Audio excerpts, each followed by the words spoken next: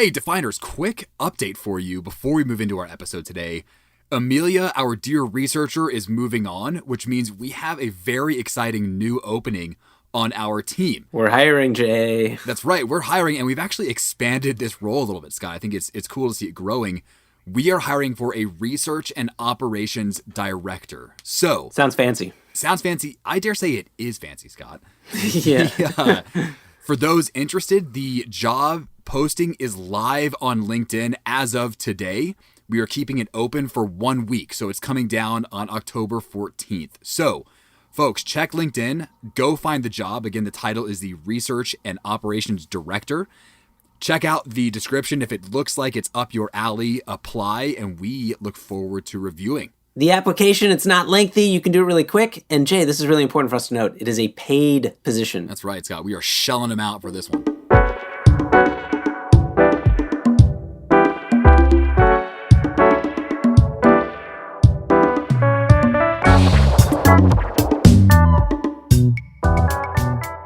All right, welcome Definers to Sustainability Defined, where Jay and I, still here, defining sustainability one concept and one bad joke at a time.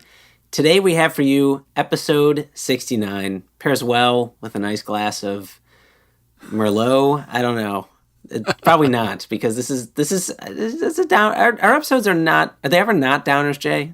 Scott, I know we do our best to make them not seem like downers, but oftentimes, you dig deep enough, you find what you're not looking for. We'll talk about, how we can address this. But man, air pollution, I wish we went to war on this thing. This is, it really impacts so many lives.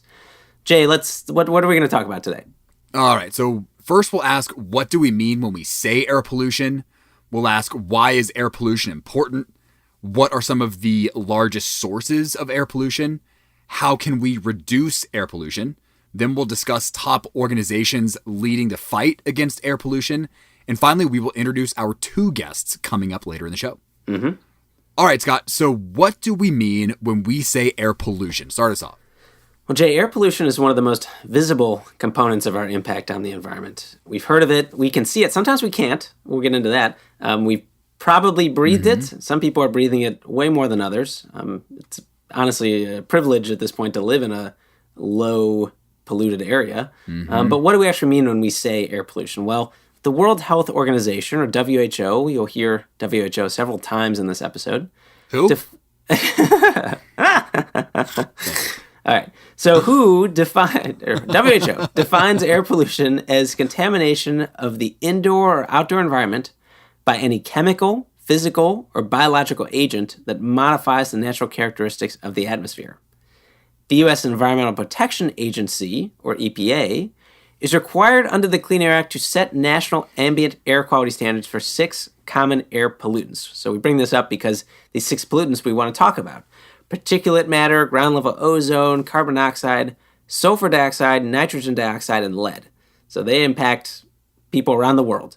So let's dive into each of these pollutants to get a better understanding of their primary sources, their impacts, and their importance in the U.S. and globally, because that'll be good grounding for the rest of the episode.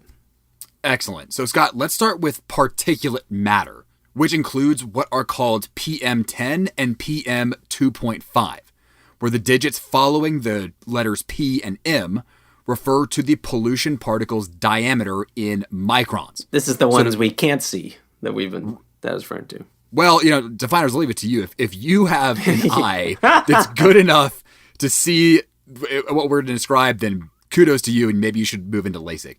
So, to put this in perspective, PM 2.5 is roughly 30 times smaller than a human hair. So, probably invisible to me, Scott, maybe you too. Definitely to Anna, but don't tell her I said that. Particulate matter is dangerous as it can be inhaled into the lungs and absorbed into the bloodstream. Dust from roads, farms, dry riverbeds, construction sites, and mines are types of PM10. So again, larger particles. Then, moving back, we've got fine particles emitted from vehicle exhaust, machinery that burns any fuel like wood, heating oil, coal, and natural sources like forest and grass fires are examples of sources of PM 2.5. Even indoor sources like tobacco smoke, sauteing or frying that tasty dinner you got cooking, Scott, burning candles, or indoor fireplaces can also produce PM 2.5. Particulate matter is a major, major problem. We're going to talk more about this, but another pollutant is ground-level ozone. Now, this is not to be confused with that layer of ozone that protects the Earth from the sun that we thought was disappearing and now it's back. Ground-level ozone, different. It focuses on the tropospheric ozone, which forms in the troposphere, the lowest level of the Earth's atmosphere. It contributes to the formation of smog, and it causes respiratory problems among those exposed to it. Now, compared to the good ozone layer that occurs naturally, this ozone, it's not usually emitted directly. Rather, it forms from chemical reactions between oxides of nitrogen and volatile organic compounds in sunlight. Ground-level ozone accumulates from pollution emitted from cars, power plants, industrial boilers, refineries, and chemical plants. Ozone pollution can even come from paints, cleaners, solvents, and motorized lawn equipment. And speaking of motorized lawn equipment, folks, check out episode 60 on sustainable landscaping. Nice. All right. So next up, we've got carbon monoxide, shown as the letter CO, which has been dubbed the silent killer, as it is odorless, colorless, and doesn't initiate any immediate symptoms when inhaled. So Scott, going back to your, maybe sometimes we can't see air pollution. This is the one. Mm-hmm. Carbon monoxide is formed by the incomplete combustion of fuels. When people are exposed to carbon monoxide gas, the carbon monoxide molecules will displace the oxygen in their bodies and lead to poisoning. The greatest sources of carbon monoxide to outdoor air are cars, trucks, and other vehicles or machinery that burn fossil fuels. A variety of items in your home, such as unvented kerosene and gas space heaters, leaking chimneys and furnaces, and gas stoves, also release carbon monoxide that affect air quality indoors. Hearing a pattern, Jay, with cars and burning fossil fuels, gas stoves. All right, so sulfur dioxide, or SO2, is a naturally occurring compound that can be emitted into the atmosphere during volcanic eruptions. Now, since the increase of industrial activity, sulfur dioxide concentrations have accumulated tremendously, so it's more than that naturally occurring stuff.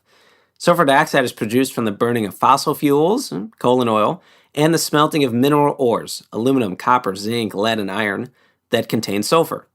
Most of the sulfur dioxide released into the environment comes from electric utilities, especially those that burn coal. High concentrations and exposure to SO2 can affect lung function, worsen asthma attacks. We're going to talk more about asthma, particularly in our interview, Jay, and exacerbate existing heart disease in sensitive groups. Next, we have nitrogen dioxide, or NO2, which forms when fossil fuels, again, Scott, such as coal, oil, gas, or diesel are burned at high temperatures. Road traffic is the principal outdoor source of nitrogen dioxide. The most important indoor sources include tobacco smoke and gas, wood, oil, kerosene, and coal burning appliances, such as stoves, ovens, space heaters, water heaters, and fireplaces. And quick point, Jay, I feel like when we talk about reducing our use of fossil fuels, it's often in the context of climate change, which is important. But there's all these co-benefits. And I know we've talked about co-benefits in previous episodes, but we'll reduce these air pollutants. We'll save lives. We'll improve lives. So, yeah, it's important to keep that in mind. Yep, things we should be undertaking, as you're saying, Scott, for several reasons. Mm-hmm. But lastly, we've got lead, which is a naturally occurring element found in small amounts in the Earth's crust.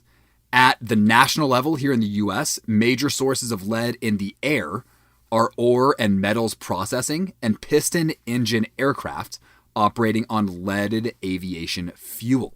Okay, and Jay, some people might be wondering, well, what about carbon dioxide? Isn't that an air pollutant and has issues with climate change? Many people would tell you, yeah, that's an air pollutant.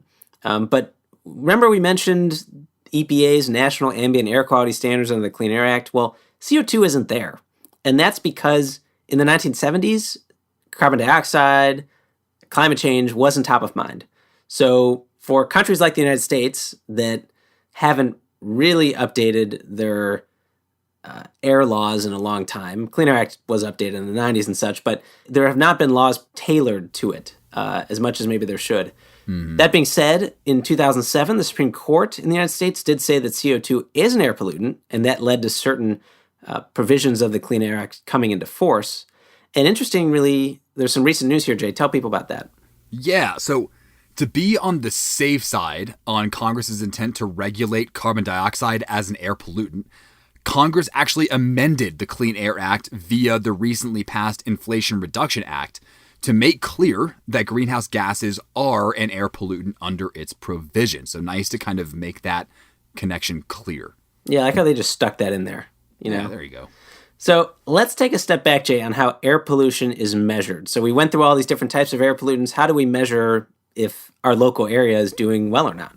Right. We know what to look out for. Now, how do we actually quantify it? Well, scientists from the EPA measure global and local air quality levels with an air quality index, or an AQI, with the purpose of educating people on how their local air quality affects their health. Visualize, folks, a yardstick that runs from 0 to 500. The higher the AQI value, the greater the level of air pollution and the greater the health concern. Or a meter, right? Right. We're so U.S.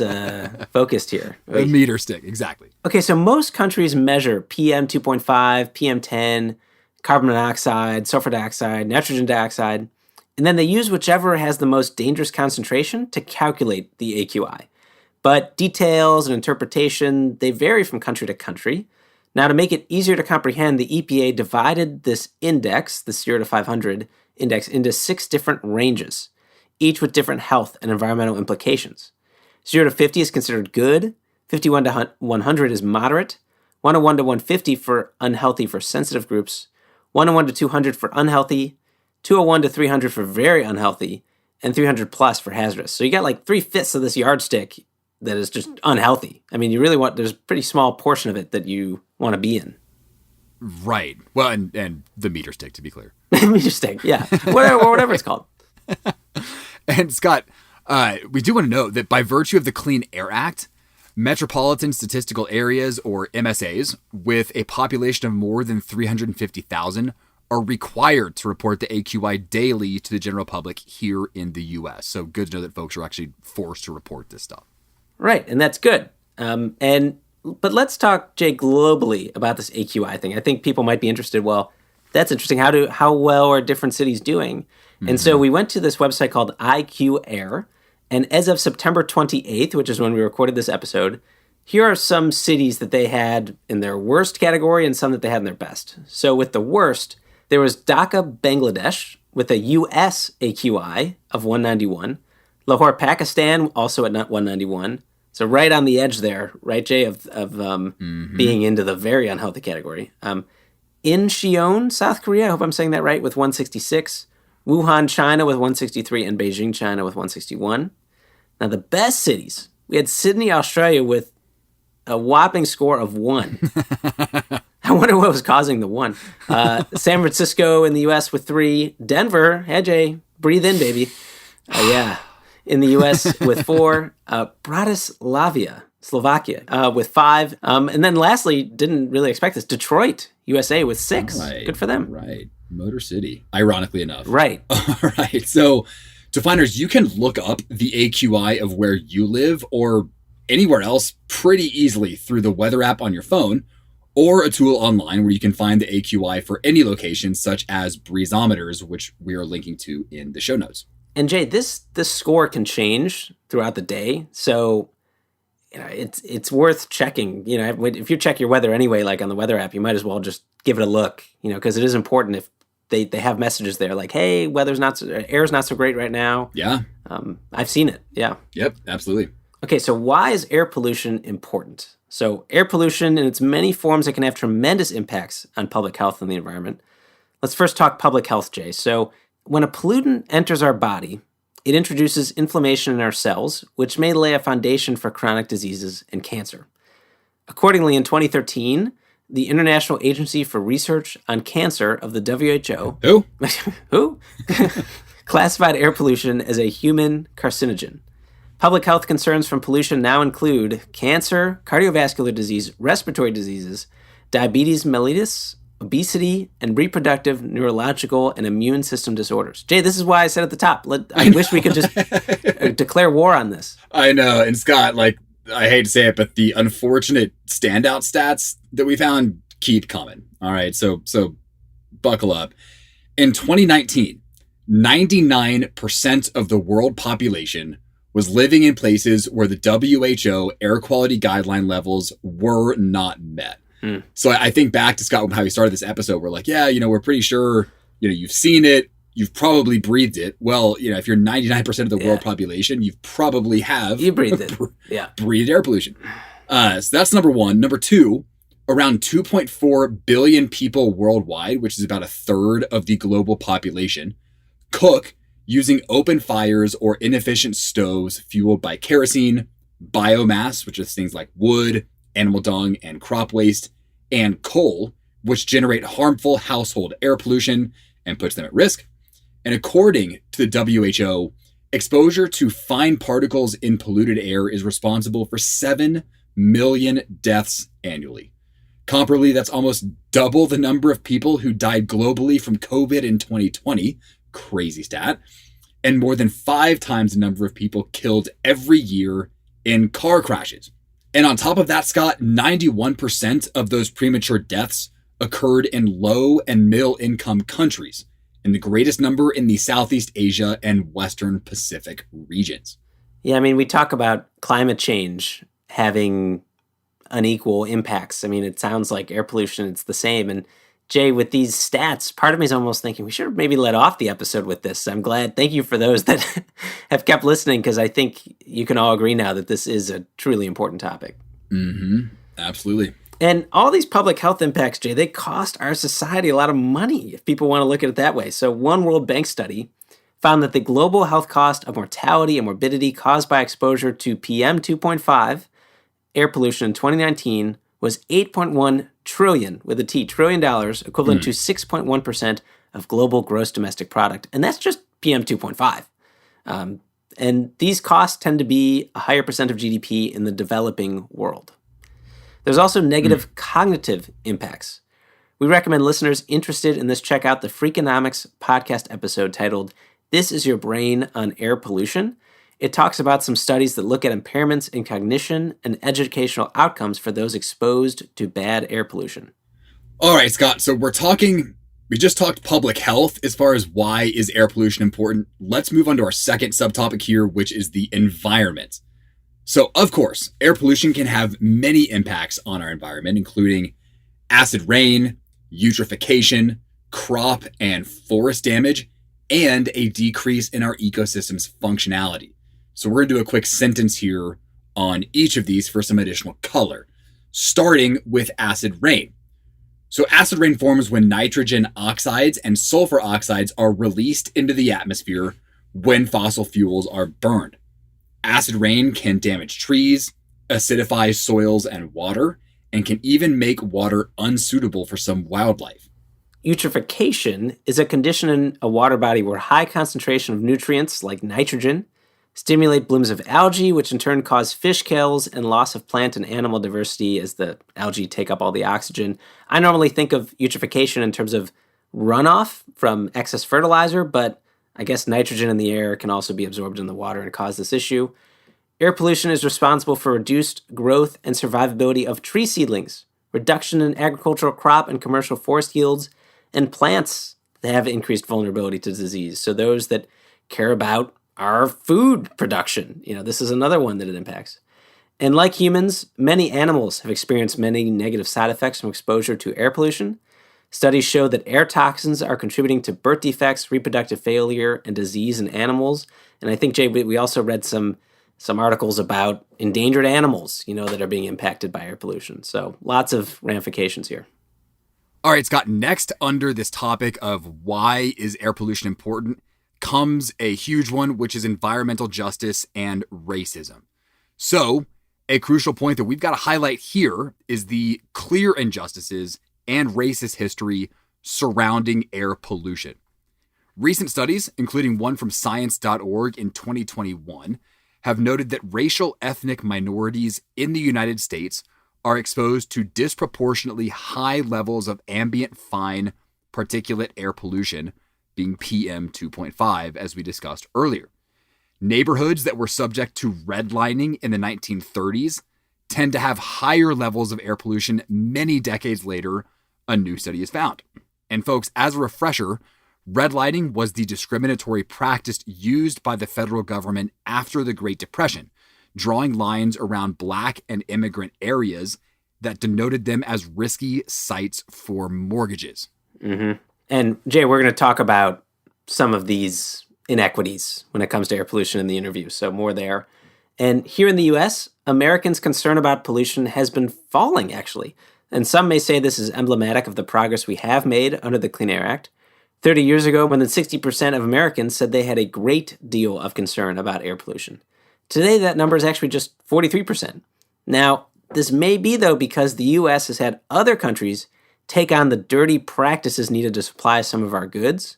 A 2017 study published in the journal Nature found that more than 50% of China's air pollution at the time was associated with goods and services consumed outside the provinces where they were produced, and that 11% of Chinese air pollution deaths could be traced to goods and services used in the United States and Western Europe. It's like, Jay, we exported our air pollution. Not great. Yeah. Well, and Scott, it's funny, living out here in Denver with all these wildfires we're getting now, it makes you realize how connected we are to everywhere else. Because, for example, I think last summer we didn't have particularly bad fires here, but there were some really bad fires in like Washington, Oregon, and California, thousands of miles away. And, that smoke moved into Colorado and had a very detrimental impact on our air quality here. So it just goes to show, like, we're a part of one big system here. And just because it moves doesn't mean it's, any better on the whole. Right. Okay. So, Scott, let's now move into our next question, which is, what are some of the largest sources of air pollution? So we touched on individual types of air pollution, but now we want to go a bit further into the sources of those types of air pollution. The best way to categorize them, grossly speaking, is into, quote, point and non-point sources. Point sources refer to the larger emission sources at a fixed location, such as emissions from an industrial facility. Point sources are much easier to track since they're large and they're in a fixed location. Alternatively, non-point pollution sources are diffused and without a single point of origin, seen, for example, in stormwater runoff. Yeah, so here's another way to break down those sources. So the EPA in its 2017 National Emissions Inventory Report concluded that emissions of air pollution come in four major source types: stationary sources, mobile sources, fire, and biogenics. So the NEI, the National Emissions Inventory Report, divides the four sources into 60 sectors, but we're going to stay higher level than that. The stationary sources, they break that down into the point and non-point sources Jay explained. Mobile sources include both on-road and non-road sources, and more specifically include on-road vehicles, aircraft, trains, off-road equipment, and other related sources. And then fires include both wild and prescribed fires. Jay, you were just talking about those. Yeah, exactly. Now, there are efforts to use data to make localized sources of air pollution more easily known. For example, the Environmental Defense Fund's Air Tracker tool is live for Houston, Salt Lake City, and Pittsburgh. You can put a pin on the map and learn the likeliest source area of the air you're breathing. Very cool tool. Hope to see that expand. Yeah, I mean, I think data is going to be a game changer here, Jay, for transparency, so people understand the realities of where they live. Probably help with advocacy, too. I hope so, Scott. Let's keep our eyes peeled and see how it grows. All right, let's ask now, I think the question that a lot of us are now wondering after going through all these detrimental impacts of air pollution. Well, how can we reduce air pollution? So, cities around the world are implementing some pretty cool initiatives and policies to combat air pollution. So, Scott, start us off. All right, so let's start with Seoul, South Korea. And within the city, you've got 5G-enabled autonomous robots scanning industrial complexes to monitor air quality, while a satellite monitoring system offers real-time air quality data to the public. There's the data, Jay. City leaders have also announced plans to create the first wind path forest in Seoul, where they plant trees close together along rivers and roads to channel air into the city's center.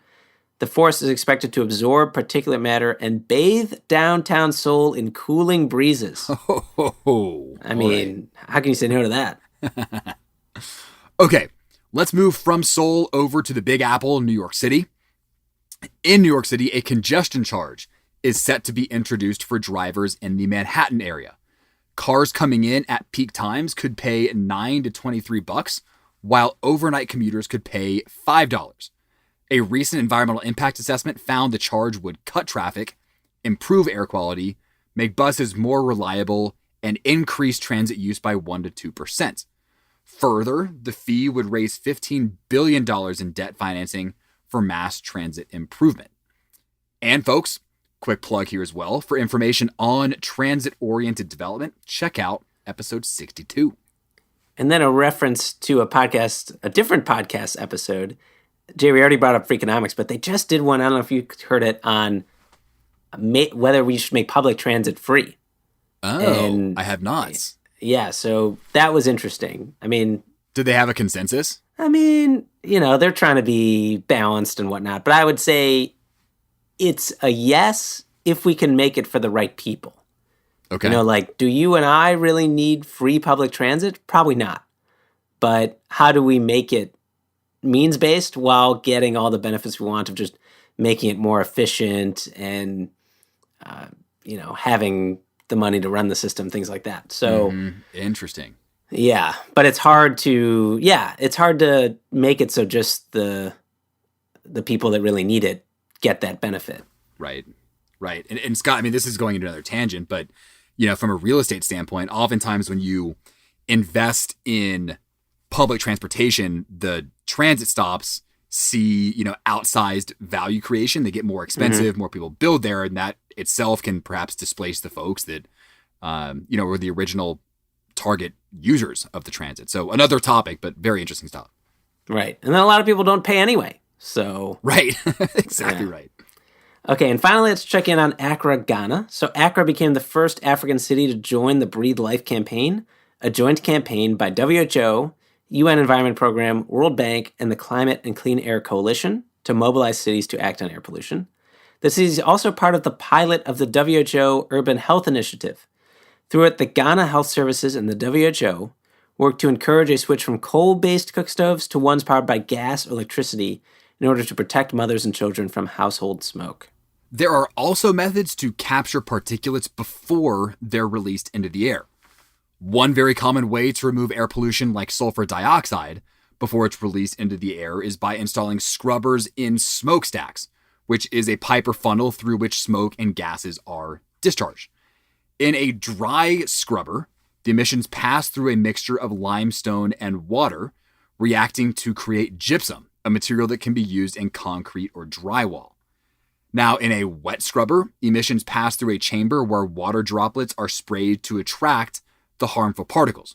The water and particles are then treated to remove the particles, and the water is recycled. And data shows, Scott, here we go, that most wet limestone and lime spray drying installations appear to be capable of about 90% of sulfur dioxide removal, which is a pretty awesome figure. Totally. It's just some industries try to avoid this because they can be expensive, the scrubbers, and you got to operate them and all that. So on a personal level, though, Jay, people might be wondering, how can I reduce my air pollution? Well, one example, you probably guessed it after all these mention of cars, is drive less or purchase an electric vehicle. I know easier said than done for some, but personal gasoline-powered vehicles emit harmful gases like nitrogen dioxide, carbon dioxide, hydrocarbons, benzene, and formaldehyde. Further, greenhouse gas emissions from transportation account for about 27% of total U.S. greenhouse gas emissions, making it the largest contributor of U.S. greenhouse gas emissions. Worse even than gasoline-powered vehicles are diesel, trucks, buses, and automobiles. If anyone's got one of these, consider retiring it. Diesel emits 25 to 400x more particulate black carbon or soot. I know, Jay, in the interview, we're going to talk more about some of the efforts to move away from diesel school buses. Mm-hmm. Yeah, and Scott, I don't think I knew exactly how much worse diesel engines were than regular gas-powered cars, but holy cow. Yeah. Okay, so on top of what Scott just mentioned, the EPA highlights some additional steps as ways to reduce our air pollution, including looking for the Energy Star label when buying home or office equipment, being sure that your tires are properly inflated. That's a good one. Use environmentally safe paints and cleaning products wherever possible. Avoid excessive idling of your automobile. and avoid the usage of gas-powered lawn and garden equipment. Jay, do you have that little tool in your car where you can quickly see your PSI on your tire? Yeah, this is very apt, Scott. I actually, in my car today, I had an alert come and say that my 2 back tires are underinflated, and I know exactly now what to do. So but do you have the little thing where you can like see it real quick? Are you like that little like contraption you like push on the nozzle? Yeah. No, man. This car is too new school. It just tells me on a screen like your PSI is like 28 or something. Shannon's got that too, but it's helpful to like, because sometimes it gets it wrong. And that little contraption doodad thing. Yeah, plus cheap. It's just that contraption's cool, right? Contraption's cool. I'm like, oh, it works. Very simple. All right, Scott, let's talk now about top organizations leading the fight against air pollution. By the way, Jay, maybe we should do sustainably defined branded those doodads. And call them the doodads. So practical. All right. So in the United States, we have the American Lung Association. It's doing good work on this, including its annual State of the Air information, where you can see state report cards, as well as search by state, county, and metropolitan statistical area for information. The Environmental Defense Fund has been challenging rollbacks of the Clean Air Act and other environmental regulations meant to reduce methane emissions. There's also, of course, many local efforts to improve air pollution and stop projects that will exacerbate the problem. I actually read about one recently, Jay, in the 2022 fall edition of the Sierra Club magazine. It was about Beaver County Marcellus Awareness Community, a local advocacy group in Pennsylvania that's fighting to stop, or at least reduce the damage from, an 800-acre petrochemical complex being built in the small town of Potter Township, Pennsylvania. So maybe you've heard of like Cancer Alley, Jay, in Louisiana. Well, Pennsylvania is becoming a place where it looks like that industry is trying to kind of build more, and it's going to have some of the same sort of effects. Unfortunately, it's looking like so. Another important story to cover in a cool name county, Beaver County. Mm-hmm. Okay, so Scott, you just touched on some organizations here locally in the U.S. Let's zoom out a little bit. Globally, we've got the United Nations Environment Program, or UNEP, which is working to reduce air pollution. In Tanzania, UNEP is assisting communities with the purchase of electric public buses and other soot-free public transportation. UNEP has also been on the forefront of the fight against leaded fuel that is toxic to breathe, as we mentioned earlier.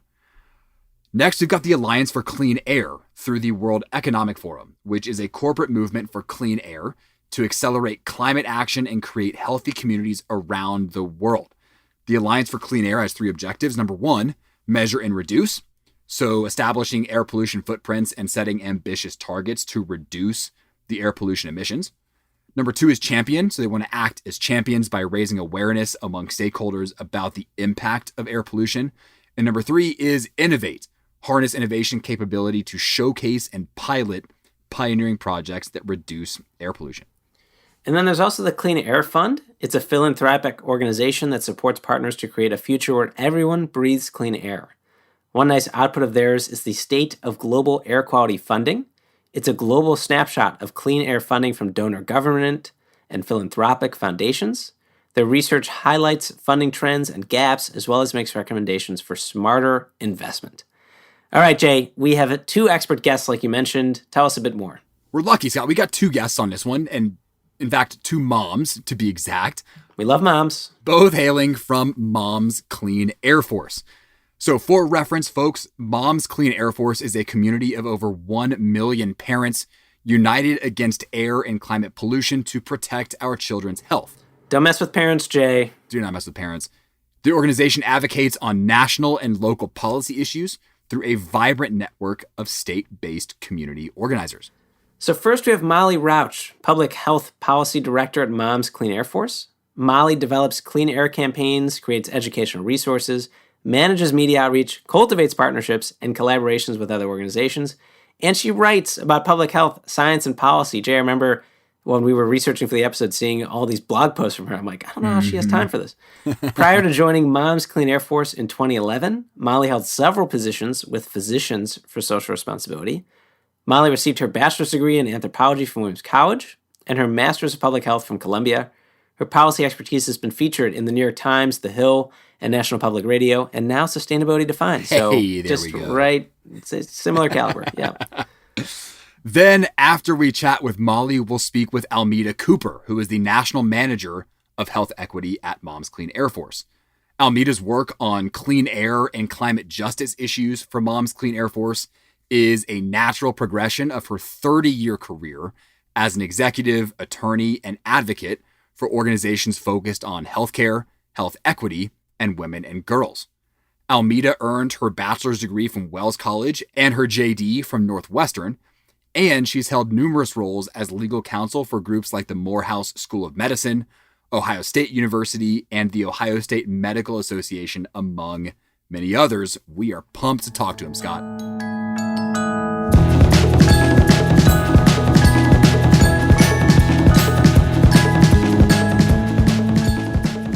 All right, Definers, we are now privileged to speak with Molly Rauch, who is the Public Health Policy Director at Mom's Clean Air Force, to dive deeper into this air pollution topic. So first off, Molly, thank you so much for joining us today. Thank you for having me. Great to talk to you guys. So we'd like to start with your background. So Molly, tell us a little bit more about it. So we saw, and I believe we mentioned at the top of the show, that you earned your bachelor's in anthropology from Williams College and your Master of Public Health from Columbia. And we've also seen that your policy expertise has been featured in the New York Times, The Hill, National Public Radio. So, some publications that folks might have heard of before. But our first question to you is, did you always know that you wanted to overlap your public health concentration with sustainability? Well, it actually worked the other way around for me. So I think I started with an interest in environmental issues, which started in college, really, and just interested in pesticide policy and sort of the way that the environment was changing with human interaction. Mm-hmm. And, I developed an interest in public health sort of out of that because I learned more and more about how pollution affects people. And funnily enough, I've actually met a lot of people in the public health space who started out in anthropology.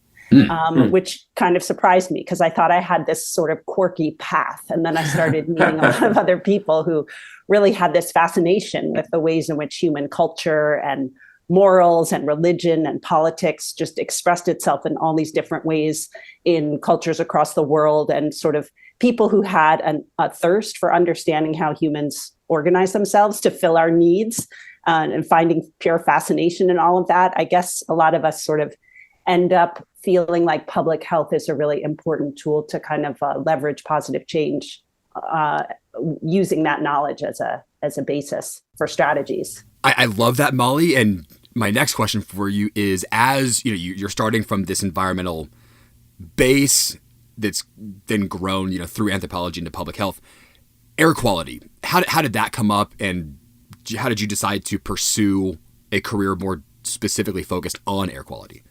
Yeah, well, I actually spent several years working on toxic chemicals in consumer products, which is an area that's been woefully under-regulated and is a special concern for babies and children whose bodies are still developing. Mm-hmm. But so I had to focus on something different. But I had moved to DC, I had small children, and I remember really clearly this one hot summer day. I took a long bike ride with a friend. We biked about 25 miles out of the city, and I found that my lungs hurt. They literally ached. I didn't know what was wrong with me, but I grew up in Manhattan in the 1970s, and it actually reminded me of a feeling I had sometimes had when I was a kid. And after that bike ride, I learned that I had spent hours that day biking on a day when the air quality was poor because of high levels of ozone. And I learned that one of the short-term effects of breathing in too much ozone is pain, literally aching inside the lungs, which is what I had had. So there I was, someone who already had a master's in public health, who was totally clued into environmental issues, and I literally hadn't known about air quality and how it affected me and my health. So I started thinking about that. I thought about how I didn't want my 3 small children breathing that air.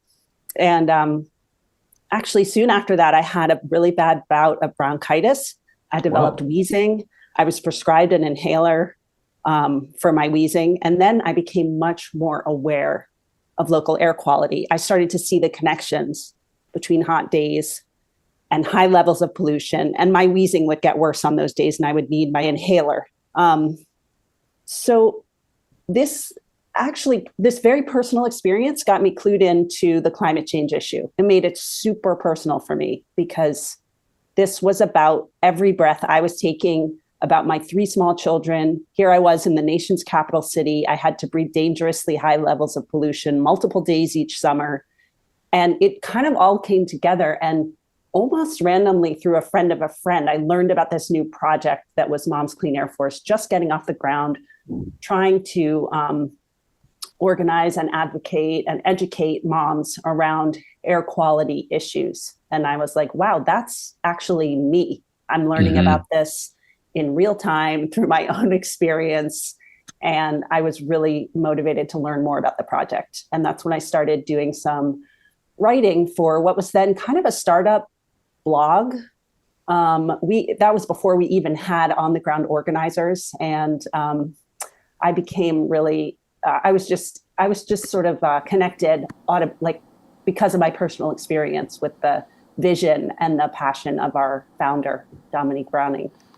I mean, I thank you for sharing that personal story. I mean, that's often where action, like people get really passionate, right? When they're personally affected.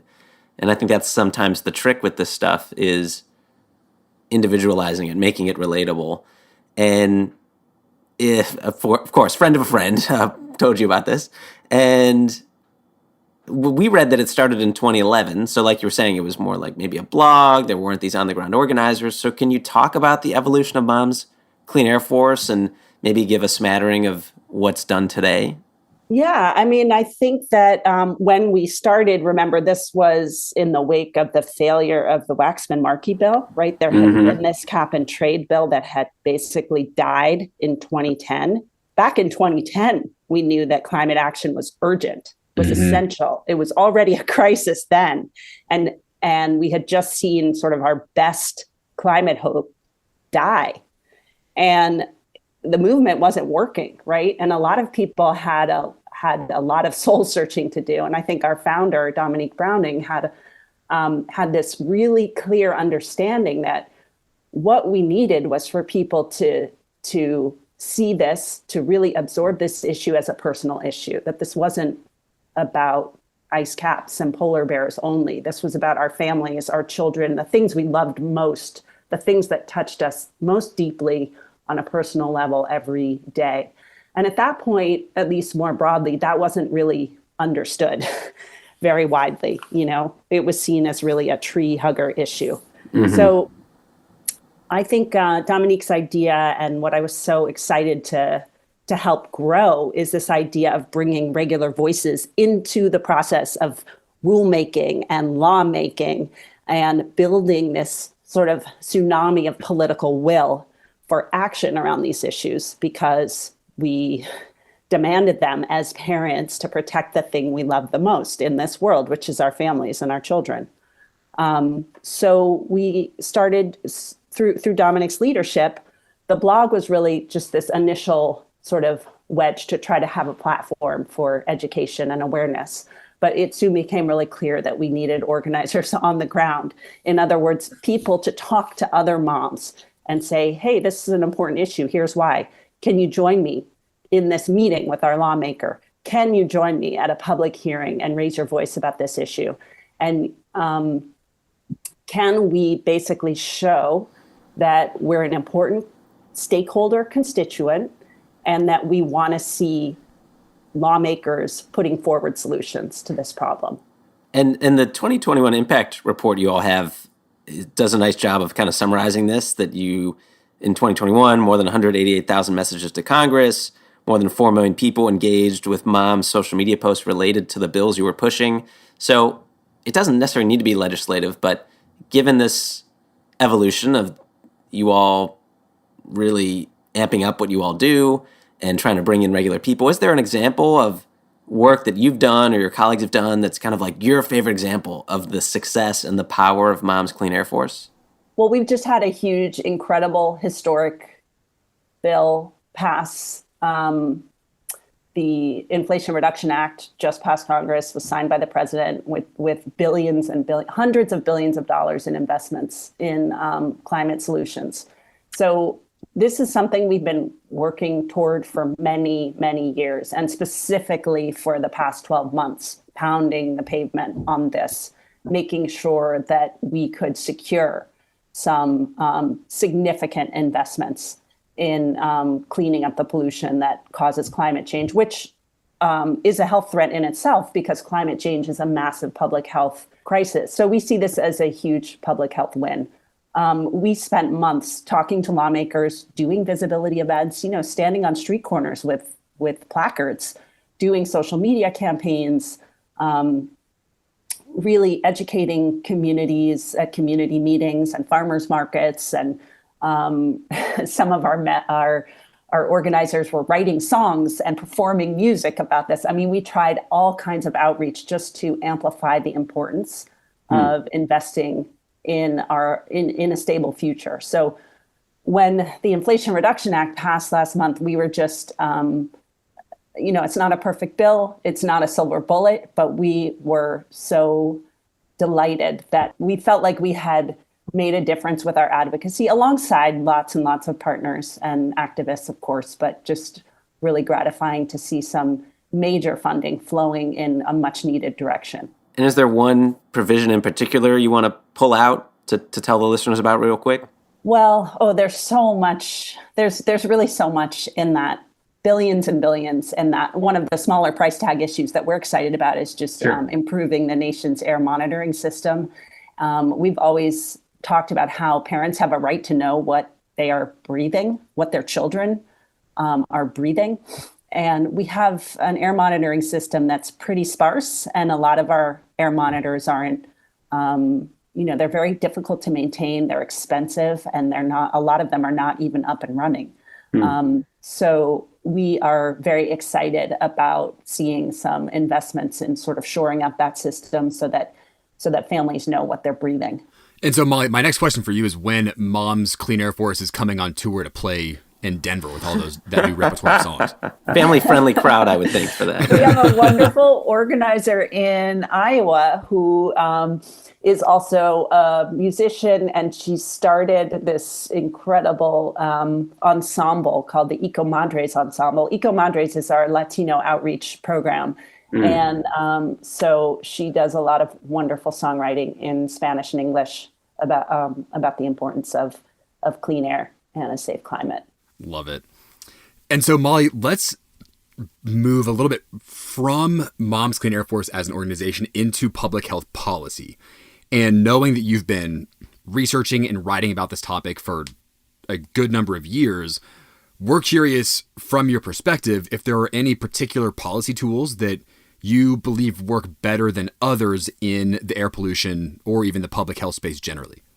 I mean, right now, we don't actually have limits on greenhouse gases from power plants. This has been something that's been in the works for a while and has gotten snarled up in lawsuits, gone all the way to the Supreme Court. Mm-hmm. Greenhouse gases are a public health threat. EPA has the obligation to limit this pollutant, just as it limits things like lead and particle pollution. So we are really eager to see how, we're actively encouraging EPA to implement an approach for limiting greenhouse gas pollution from power plants. Similarly, methane is a powerful greenhouse gas that is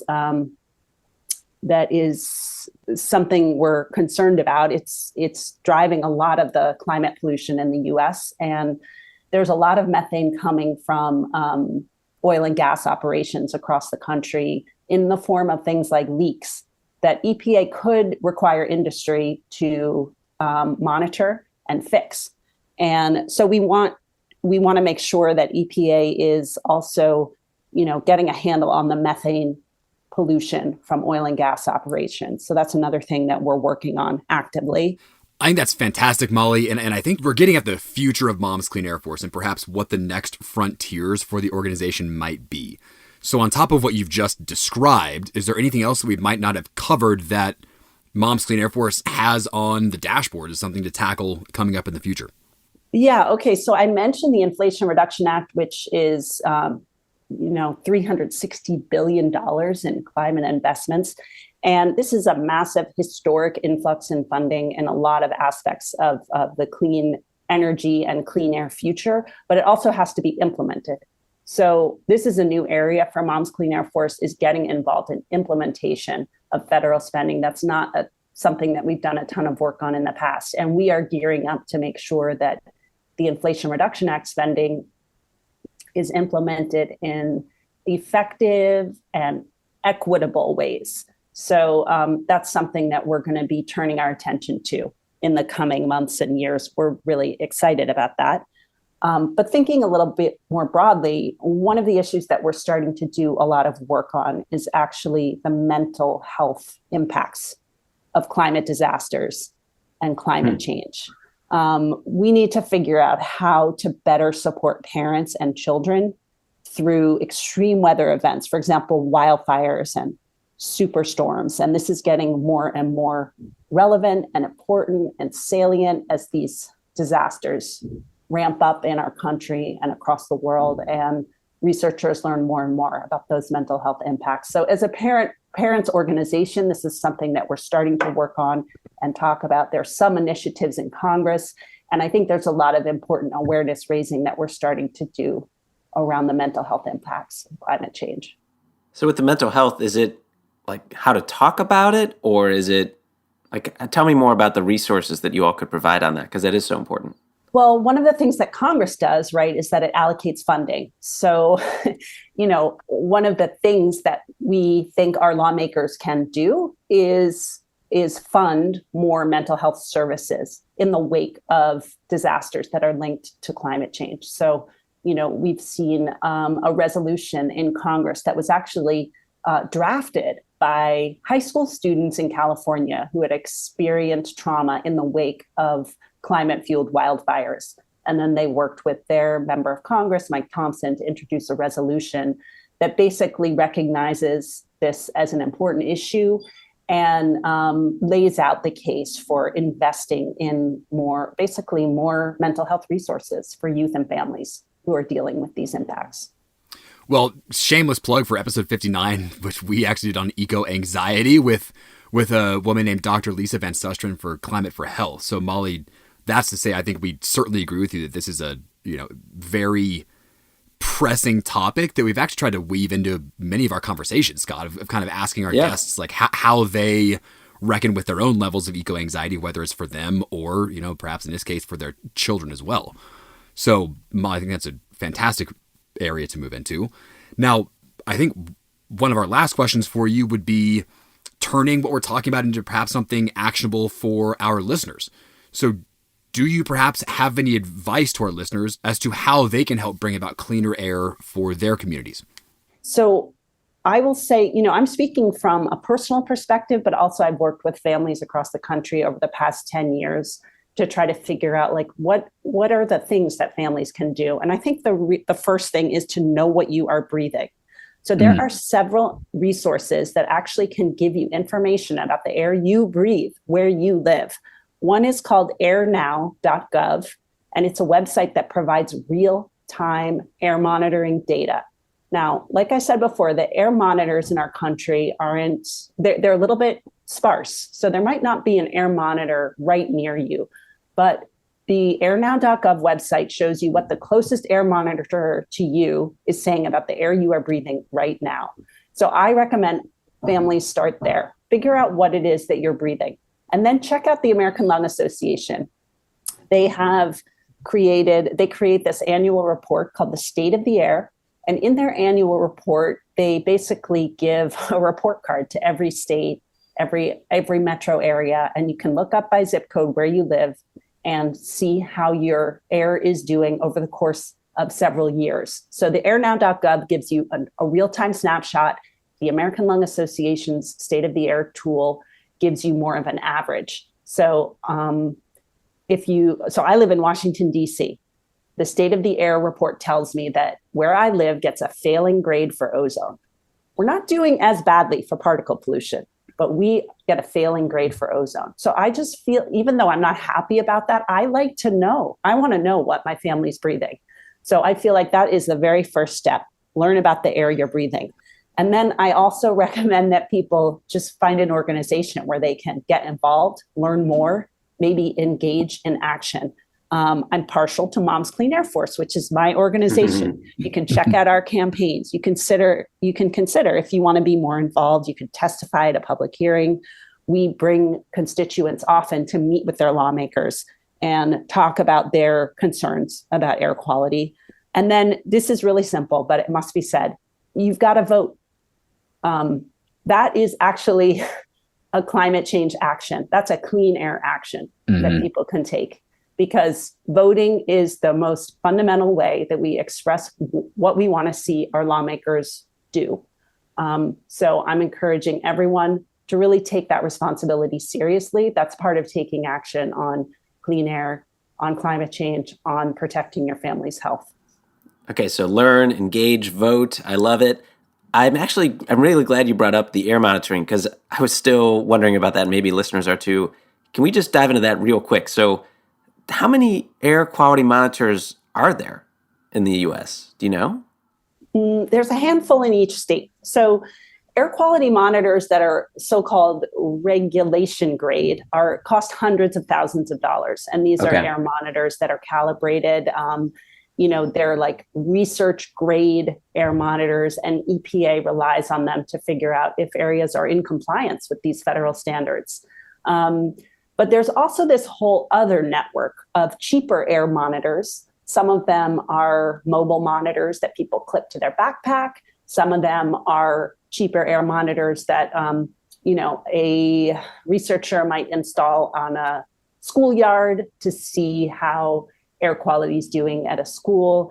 And there's a whole network of those. And increasingly in our high-tech age, these are being networked. And you can take a look at a whole, all of the different results from those monitors.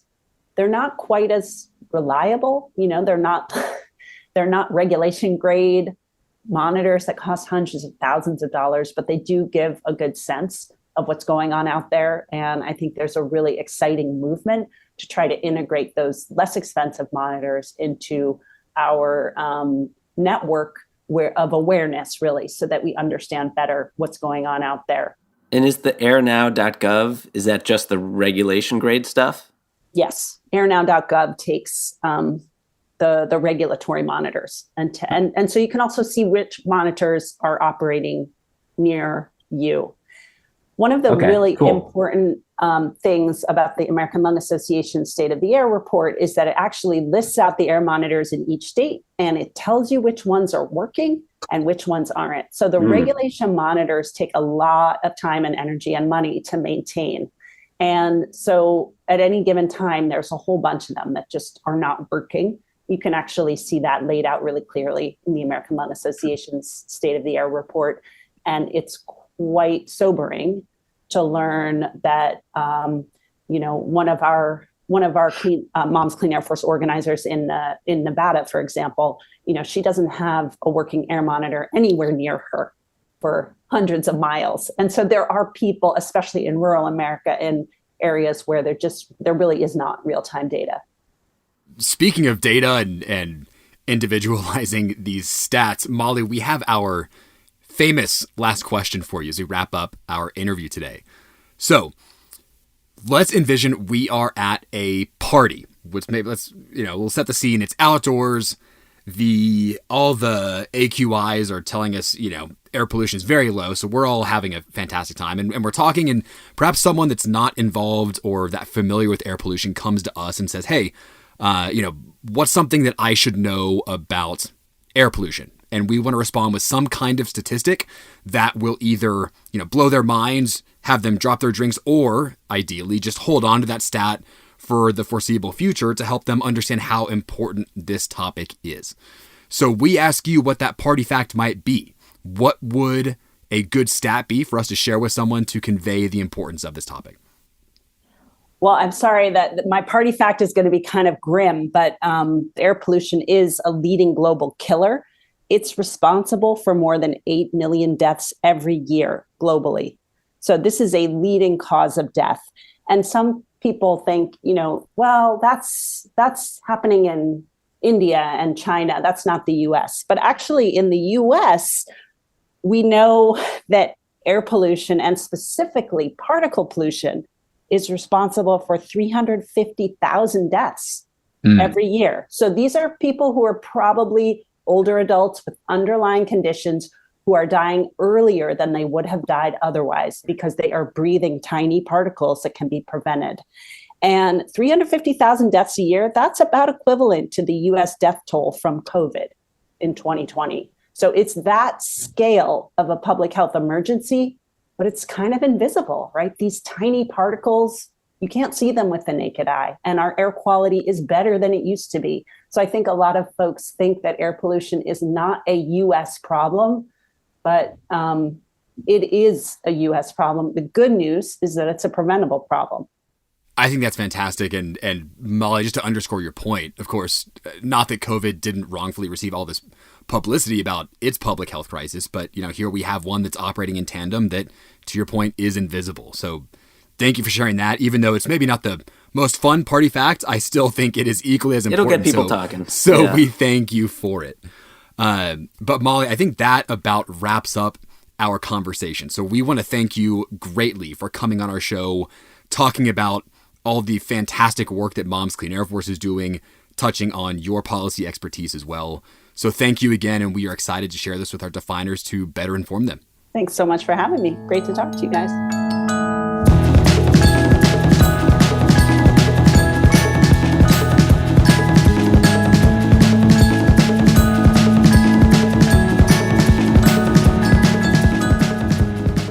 Today, we are thrilled to be joined by Almeta Cooper, the National Manager for Health Equity at Moms Clean Air Force. So first off, Almeta, thank you so much for joining the show to share your expertise. I'm delighted to be with you and talk about a subject that I'm excited about. So thank you for inviting me. Sure. More than happy, our treat. So Almeta, to get us started, we want to know a little bit about your background. We saw you earned your bachelor's degree from Wells College and then a JD from Northwestern, so I know you and Scott have that in common. We also see that you've held numerous roles as legal counsel for groups like Morehouse School of Medicine, The Ohio State University, and the Ohio State Medical Association, among many others. So our first question to you is, did you always know that you wanted to overlap your legal concentration in the public health space? I did not. I have had a very, I've had a very fortunate career, and I have been sort of at the right place at the right time on many occasions. So I'm very, very blessed and fortunate in that regard. So I've come by wanting to be a servant to the community because both my parents were social workers. So I was inculcated with those values from the beginning. And also that helped me to decide to do healthcare law again, because it is community based and patient centered. And there's nothing wrong with wanting to be a person who focuses on widgets and, the business community and whatever. But because of my background and because of my parents, I started off in healthcare. And after having a full career and stepping away from full-time employment, one of my desires was to be able to use my skill sets to continue to make a difference in my community. I wanted to be involved in work that was meaningful and substantive. Excellent. And let's use that, Almeta, to start focusing in a little bit more on your work now with Moms Clean Air Force. So as you shared, you joined full-time in November of 2021. So just in your own words, if you could please share your specific areas of focus and initiatives. At the time that I began working full time, I had done a program while I was a field coordinator, literally on the human connection between health and climate. Mm-hmm. And I was asked to lead on the national level for all of moms that aspect, basically health equity, or the ability to make sure that every person has access to health as they need it, and then the relationship of health equity and climate change. So I have had a series of health equity panels that I have put together over the last year. Can you give an example of a stat or a story that you've used or that you've heard that you found particularly relatable and impactful, maybe from your days doing more of the field organizing in Georgia or from one of these panels? Oh, absolutely. I mean, well, probably the first thing that I would say to you is one of the things that is really unfortunate in brown and Black communities is that there are so many children who are impacted by air pollution. The statistics are kind of staggering. Like, for example, but let's just take in the Hispanic or Latino community, 8% of Latino children have asthma. And that's kind of overall, you know, the Latino community is not just one monolithic group. So within Puerto Rican children, that's a 20% impact. And then if you look at the statistics of how African American children are affected, you see that there's a large percentage of African American children who have asthma. And for African Americans, they are 40% more likely to have asthma than whites. And that, I mean, those statistics are from 2018, and you can find like from the Office of Minority Health or from EPA to get, you know, more statistics on this. But knowing that disproportionate impact, and then what's even worse is that African American children had a death rate 8 times that of white children. Mm-hmm. So one of the areas that at Moms and myself in particular that I've really been focused on are electric school buses. Yeah, EPA has grants for those, right?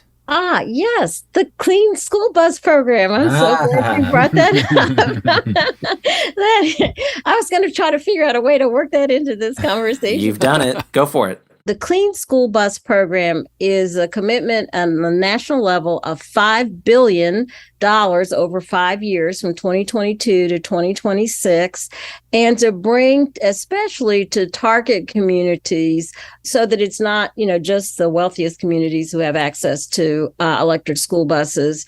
And there's a lot that goes into having an electric school bus in terms of making sure that you work with your local power company and that you have the actual charging stations and all of that. And most, you know, just like we in our individual lives might not know how to navigate getting an electric vehicle ourselves and how we would charge it. And those are the same kinds of opportunities that exist if you're a school district. So Moms and many other climate organizations that we are in alliance with really were trying to make sure that every school district that in our sphere, that we got that information out to the school districts to let them know how easy it could be.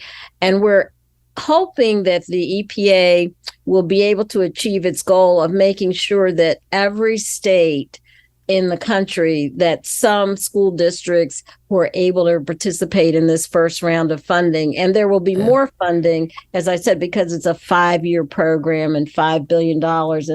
And even though that large number might not be enough, it's certainly a good start. And why is this a big deal? I mean, how polluting is a normal school bus that isn't electric? Well, one of the things that you need to know is that tailpipe pollution is a proven carcinogenic, and that just can't be good. There's just no way you can make that good for children. And I will tell you, it's been a long time since my daughter was first getting on that iconic yellow school bus, but I remember that first time she got on the school bus, and she was excited and I was excited. And I'm a little bit a type A personality. So I had pinned a little pin from a meeting and changed it, put her name on it and her teacher's name. So she wouldn't be lost. I hope you held on to that. Yeah. So but what I remember is how excited she was and how excited I was. I had absolutely no idea that I was sending, the light of my life to put her on a school bus where she and her, classmates were at danger from being exposed to tailpipe pollution. Buses and trucks, again, when you think about it, if you have a child who has asthma and you live in a city like my city, Atlanta, where the American Lung Association, they do a state of the air report every year, Atlanta gets an F, right? So if you are monitoring air qualities, there will be days when you as a parent you wouldn't want to put your child on a school bus because the air quality is so bad. And that combined with the existing tailpipe pollution, then what do you do as a parent? If you're trying to get your child to school, I mean, a lot of parents don't have huge flexibility if that school bus that they're, relying on can't get their child to school. So there's just all kinds of problems. In addition to tailpipe pollution being a carcinogen, it, makes asthma worse. And there are other health-related conditions, respiratory diseases that are also made worse by exposure to that air pollution. And then on top of it, if you are living in a community that is already, got poor air quality, it's just a terrible combination. So Atlanta got an F. That's no good. But I appreciate you sharing the story about the electric school buses. I'm curious, are there any stories from your panel or from your reading or from your field campaigning that you find particularly illuminating of an individual person or an individual situation that you'd like to share with our listeners that you think will help illuminate this topic for them as well? The example that it's most relatable are children with asthma.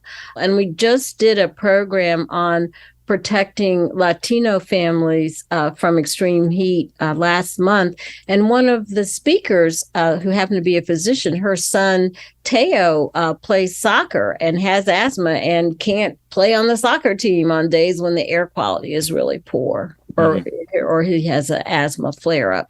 That's actually a really interesting point, Almeta, because I've grown up with asthma, and I think fortunately mine's not too horrible, but you do think about, all right, when you're going to school as a kid, you've got, school ends and then you're doing your after school activity, if it's like soccer practice or cross country, whatever.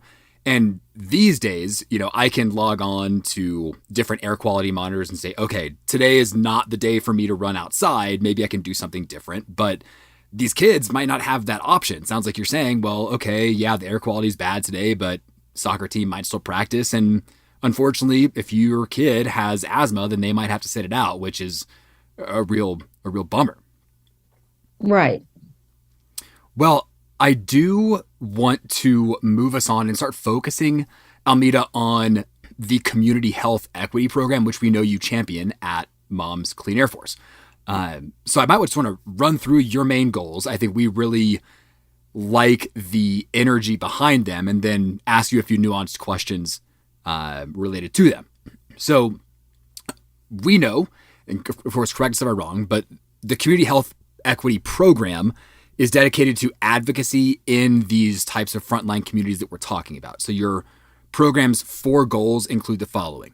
Number 1 is advocate for and support the environmental health justice issues of those living and organizing in impacted communities. Number 2 is educate all people on environmental injustices and the impacts they have on the health of African Americans. Number 3 is amplify and elevate the stories of people living in impacted communities, which you've done thus far, have been very illuminating. And then lastly, you engage with members of the Congressional Black Caucus and local elected officials on environmental health and climate justice. So we're talking big problems, we're talking big goals.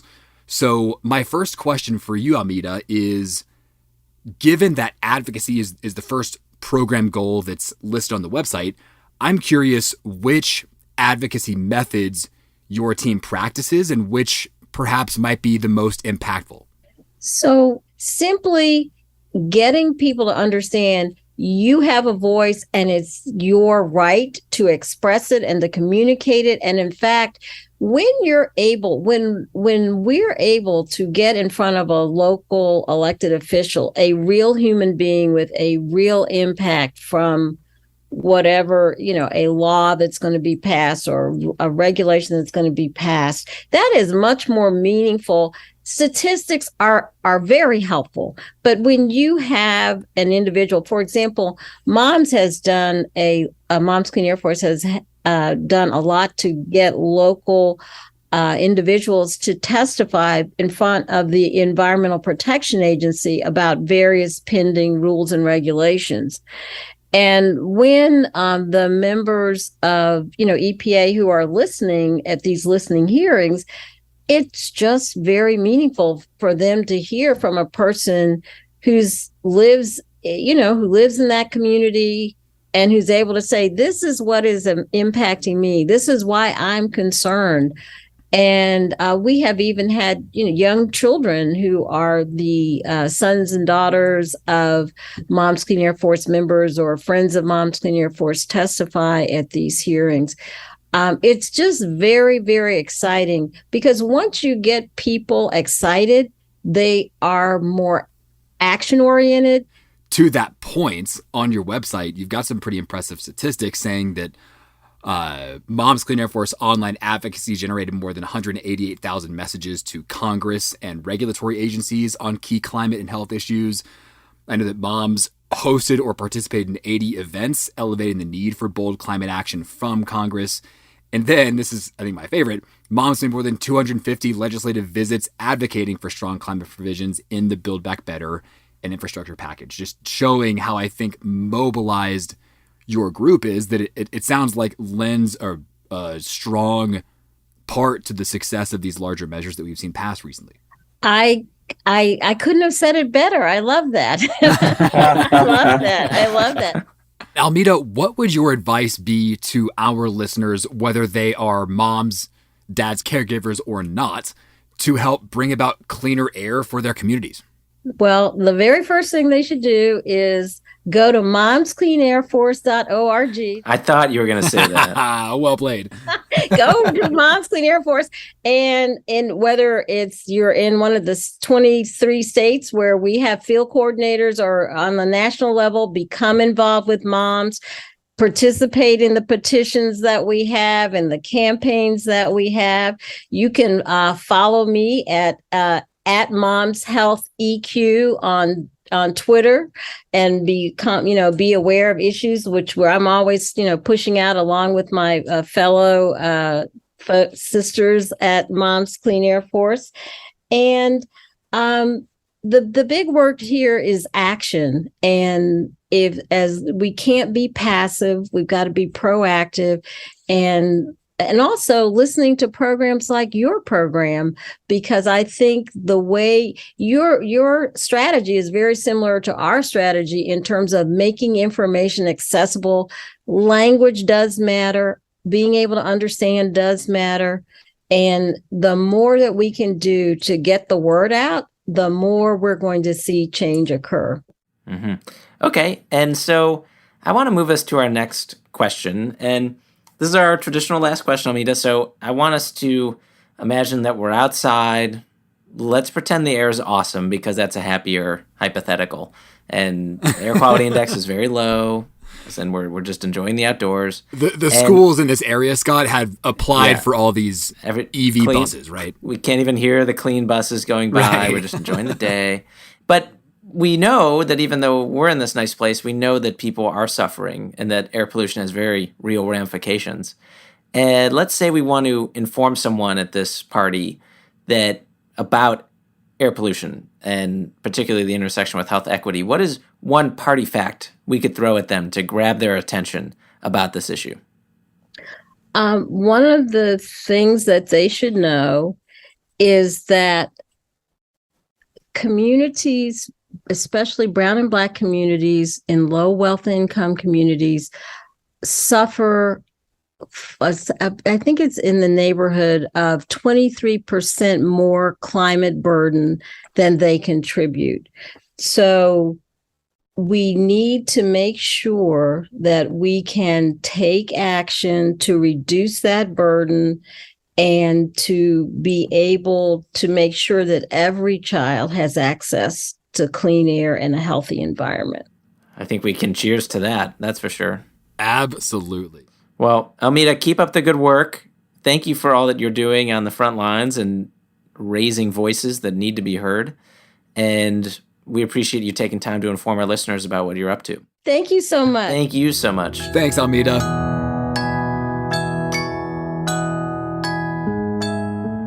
All right, Definers, as Scott and I are here recording this episode, we track what is called our AQI, or Audience Quality Index. And all systems are showing that if we continue this episode any longer, we're just going to plummet to a 0 score, Scott, which we don't want. We want to keep that AQI nice and high. So yeah, we want it to be healthy for all groups. That's all right. groups.